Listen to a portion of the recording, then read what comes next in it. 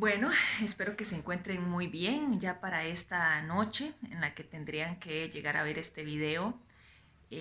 Como sabrán ustedes, nosotros teníamos pendientes dos conceptos que estábamos viendo en relación con Lacan, con psicoanálisis lacaniano, y que me parecían muy importantes también para que ustedes pudieran manejar una base a partir de esta propuesta psicoanalítica y entender también de allí la introducción a la psicopatología como tal.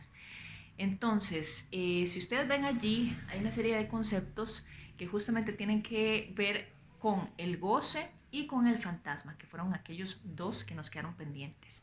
Así que voy a acercarme hacia los conceptos, a irlos detallando con ejemplos y de ahí en más, pues la idea es que a partir de que este video esté subido en el Classroom, entonces ustedes puedan interaccionar. ¿Esto qué quiere decir? Que ustedes puedan decirme cuáles son algunas preguntas, dudas que se generen en relación con el material y así entonces poder responder entre todas esas cosas que nos queden pendientes, ¿verdad? Y así poder entonces tener todo claro para el siguiente paso.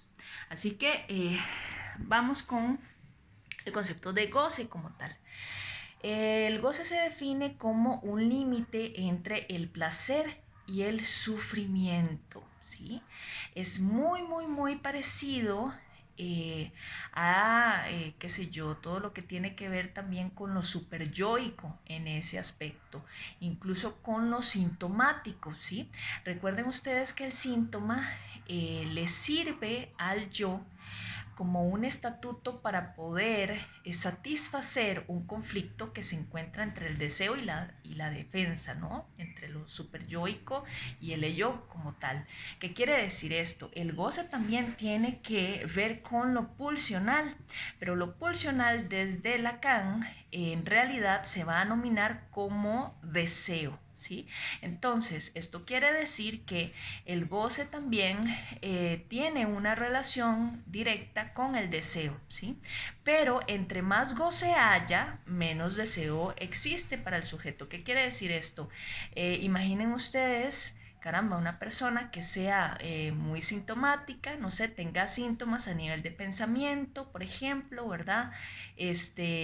O no solamente a nivel de pensamiento, ¿sí? O sea, como una rumia excesiva y demás, sino de repente, no sé, una persona que puede tener reacciones alérgicas cada vez que se enfrenta al público, ¿verdad? Entonces le cuesta mucho salir de su casa, etcétera. Pongamos un ejemplo así. Entre más goce haya, o sea, entre más carácter sintomático exista, ¿sí? Entonces menos deseo va a haber, porque va a haber menos energía a su disposición, ¿sí? Va a ser una persona que va a tener muy coartadas sus posibilidades sociales, por ejemplo, en ese caso, ¿sí? O sus posibilidades de hacer con respecto a su deseo, ¿sí? Entonces, en ese sentido, vamos a decir, tiene que guardar un equilibrio, ¿sí? El goce por este lado y el deseo en este otro, ¿sí? Entre más goce haya, menos deseo, entre más deseo haya, menos goce. Pero el goce, en realidad, nunca deja de existir, o sea, siempre se juega para el sujeto, en tanto siempre hay que hacer algo con ese conflicto, ¿verdad?, que nos aqueja. Entonces, en ese sentido, siempre vamos a tener una cuota de goce, ¿verdad? Querámoslo o no, ¿verdad? Lo importante es que esté siempre, ¿verdad?, en un menor grado que el deseo del sujeto, y al menos esa sería también la dirección en la clínica, ¿verdad? El favorecimiento hacia la noción de salud. Entonces, eso en relación con el goce. Ahora, ¿qué es lo que pasa? El goce aparece en tanto también hay una noción de castración, ¿verdad? ¿Por qué? Porque la castración justamente nos deja en el estatuto de la falta, ¿sí? Al no habernos satisfecho con aquello, ¿verdad?, que creíamos que era nuestro objeto causa de deseo, ¿sí?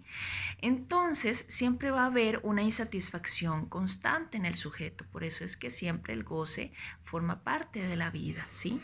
Eso que se intenta satisfacer a través de diferentes rodeos, ¿sí? Hagamos de cuenta a través de diferentes deseos personales, la universidad, o pongámoslo en términos más banales, ¿sí? Me gusta un par de zapatos, soy aficionada a, no sé, a los libros, entonces tengo cantidades apoteósicas de libros, ¿sí? O sea, todo eso, que por cierto se califica como brillo fálico, aquello que nos llama la atención, a lo que vamos, ¿verdad? En torno a, porque creemos que nos va a completar, ¿sí? Va en relación con el goce. Pero vamos a decir, eso evidentemente no nos va a satisfacer en un 100%. Y aquello entonces que queda en tanto resto, ¿sí? Vamos a decir, ok, quería comerme todos los, todas las partes, las piezas de un pastel de chocolate, ¿sí? Porque tenía muchísimas ganas. Esto es parte de lo gozoso. ¿Sí? Porque tiene que ver con el deseo. Entonces tenía muchas ganas de comerme todos los pedazos de chocolate que había, de pastel de chocolate, pero, ¿sí? Yo sabía, ahí viene lo super yoico, que si lo hacía, entonces me iba a agarrar mal de estómago, ¿sí? Entonces no me como las 8 piezas de queque de chocolate que había, sino que me como 2, ¿sí? Y para la siguiente ocasión digo, caramba, no voy a almorzar para poder cenar solamente queque. Entonces, ese resto que queda de eso que yo quería satisfacer, pero no lo pude hacer en la manera que quería, se llama plus de goce, ¿sí? Es un resto que queda siempre y que nos hace el querer seguir más adelante, satisfaciéndonos a través de esa manera. Entonces, por ejemplo, a mí me pasaba que me encantan los zapatos, ¿sí? Entonces, de repente, yo iba a la tienda, compraba un par de zapatos y, di caramba, veía otros, entonces los apartaba.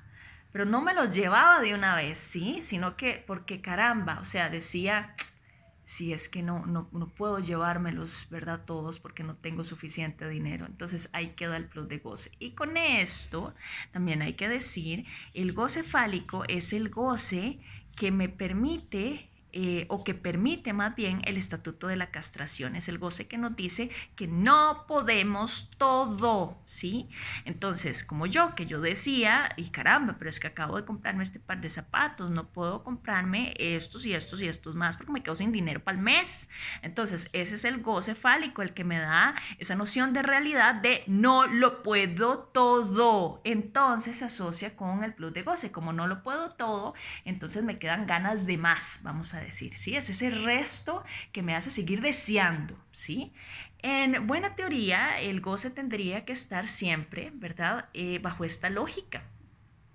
En tanto neurosis, ¿verdad? Pero por allí hay goces que son más desbordados. Entonces, yo no sé si, por ejemplo, conocen, ¿verdad? De casos, que de fijo sí, en donde más bien hay un goce que es excesivo, ¿verdad? Quiero tomarme unas cervezas con unos amigos y entonces se toman el mundo entero y quedan inconscientes en media calle, ¿sí? Entonces, ese tipo de goce es el que nosotros vamos a llamar goce del otro, y si ustedes ven es con mayúscula, otro con mayúscula, ¿sí? ¿Por qué? Porque pareciera que no es un goce del sujeto o que el sujeto pueda controlar, sino que está, vamos a decir, siempre en una posición de sumisión frente a algo, no vamos a decir a alguien, frente a algo otro que le demanda, ¿sí?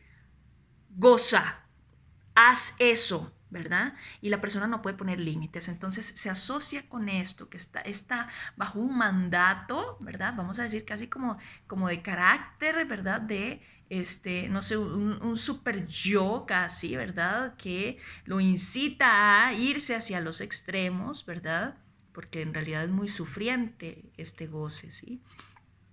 Y a partir de esto, el sujeto pierde también su propia subjetividad, o sea, su propia capacidad de decidir, se va totalmente, es excesivo, es un exceso este goce, ¿sí?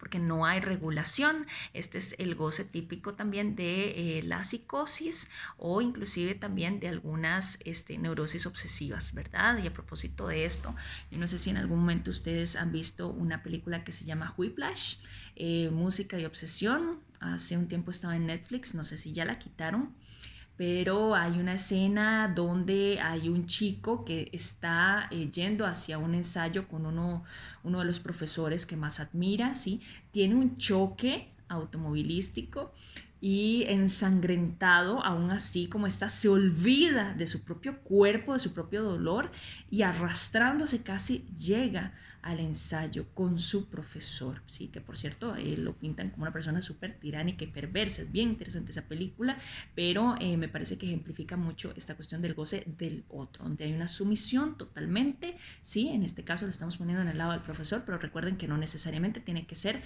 una sumisión a una persona, es simplemente un mandato de que me tengo que tomar todo el bar, me tengo que comprar todos los zapatos y me quedo sin dinero, ¿sí? Que pone en una posición de riesgo subjetivo, porque hay una anulación subjetiva y no hay límite, ¿sí? Hay puro exceso. Entonces, a la par de estos goces, también hay algo que Lacan llama goce otro, ¿sí? Goce otro, y si ustedes ven también es con mayúscula, ¿verdad? Entonces, ese goce otro es el goce femenino, es el goce del que en realidad nosotros no sabemos, no manejamos, ¿verdad? Concretamente, a qué se refiere, vamos a decir, ¿verdad? Es un goce que se asocia con algo que Lacan llama también goce místico y demás, pero vamos a decir que es el goce de la mujer. Pero ¿cómo goza la mujer? Primero que nada, Lacan dirá, es que la mujer no existe, ¿sí? La mujer tachada, ¿sí? Y en realidad esta frasecita que está aquí, caramba, es muy poética porque es o sea, una mujer que tenga una manera de gozar, ¿sí? No hay, ¿sí? ¿Por qué? Porque esto lo pone mucho bajo el registro fálico orgánico, digamos, o el signo, por ejemplo, de la erección masculina, digamos, en el goce de la sexualidad coital, vamos a decir, sabemos que hay un disfrute por parte de lo masculino, ¿sí? En el hecho de que existe una erección. Sin embargo, la mujer no lo demuestra tan fácilmente, ¿sí? Vamos a decir, inclusive la mujer puede tener el control de hacerse en esa supuesta satisfacción, ¿sí? Hay más posibilidades desde la construcción de lo femenino inclusive que desde la mera masculinidad, porque mientras la masculinidad tiene solo un signo que es lo fálico, ¿sí? La mujer rellena esto fálico con cuánto simbolismo ella desee, ¿sí? O sea, es una construcción que se vale de muchísimos más recursos, ¿sí? Este tema quizás genere preguntas, pero concretamente es vuelvo al tema, la mujer no existe porque no hay una sola forma de gozar desde lo femenino, ¿verdad? Hay formas, hay mujeres, ¿sí? Y en ese sentido, al no ser equivalente la cuestión del signo de lo masculino, ¿verdad? Y al tener nada más factor fálico, ¿verdad? Y la mujer al tener varios y al no ser una sola, entonces Lacan dice no existe relación sexual, porque no estamos hablando de dos seres iguales, son diferentes, siempre existirán desencuentros, ¿sí? Es algo imposible también, ¿ok? Entonces, si tienen dudas, por favor háganmelas llegar a partir, ya les digo, de este video en la plataforma. ¿Okay? Esto en relación con el goce, que es uno de los conceptos importantísimos a nivel de la comprensión del síntoma y de lo vincular con el otro. Y a propósito de lo vincular, nos vamos a el siguiente concepto que es fantasma. Este responde a la pregunta de que es qué me quiere el otro. Entonces, este es un concepto más concreto, vamos a decir concreto, pero en realidad se las trae. ¿Por qué?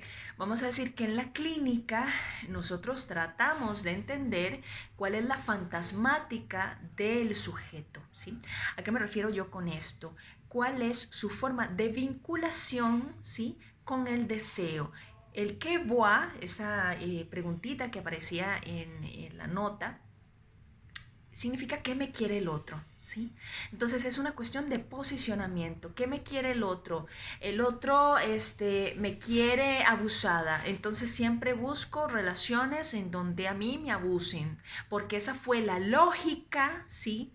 De vida que yo empecé a construir también desde mis vivencias infantiles, ¿verdad? Entonces, vamos a decir, Lacan lo denomina también como un guión deseante. O sea, ¿qué significa guión? Es como algo casi como que está escrito, es algo que se repite, ¿verdad? Son líneas que ya pertenecen parte a mi narrativa discursiva, ¿sí? Y que guarda relación con mi deseo, ¿sí? Entonces, qué sé yo, sí, que me quiere el otro, me quiere fracasado, entonces en todo lo que incursiono, ya sea trabajo, relaciones de pareja, etcétera, etcétera, siempre me va a ir mal. Y entonces me despiden, me cortan y yo estoy siempre en esta posición, ¿verdad? Casi como reeditando una y otra vez si es que me va todo mal en la vida, ¿no? Pero es como la lógica que tenemos a partir de nuestros discursos. Ese es el fantasma. Los fantasmas se estructuran entonces a partir, ya les decía anteriormente, de todo lo que son nuestras vivencias y demás, del cómo ha sido el pasaje también por lo edípico, de cuáles son también nuestras nociones significantes, ¿sí? Por ahí va el fantasma. Pero lo fantasmático es muy difícil de cambiar porque es lo estructural, ¿sí? ¿Y a qué me refiero yo con lo estructural? Es lo que sostiene la estructura de personalidad de cada sujeto, ¿sí?